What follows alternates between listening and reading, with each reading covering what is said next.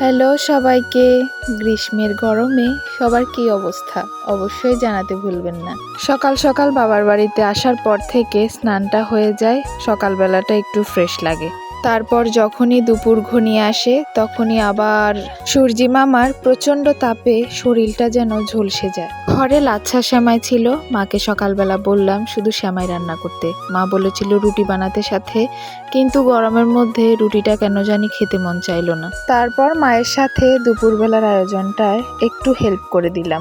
আজ দুপুরবেলার আয়োজনে ছিল পাতলা মসুর ডাল, তারপর ছিল মাছ ভাজা, পটল করলা ভাজা, আর ছিল পাঙ্গাস মাছের একটা পাতুরি।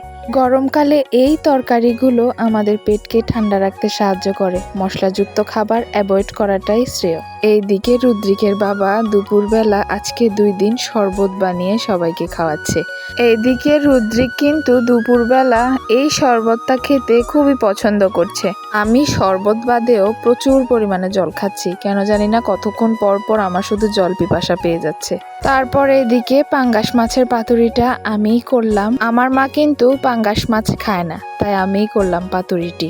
দুপুরবেলা রান্নাবান্না শেষে এখন মা, মেয়ে জামাই আর মেয়েকে ভাত বেড়ে ডাক দিচ্ছে। আমি এসে এখন পাত বেড়ে শুধু খেতে বসবো। তো ভিডিওটি যদি সবার কাছে ভালো লেগে থাকে অবশ্যই একটি লাইক কমেন্ট করে আমার পাশে থাকবেন। আর সবাই গরমে বেশি বেশি করে জল খাবেন, শরীর স্বাস্থ্য খুবই ভালো থাকবে। সবাইকে অসংখ্য ধন্যবাদ।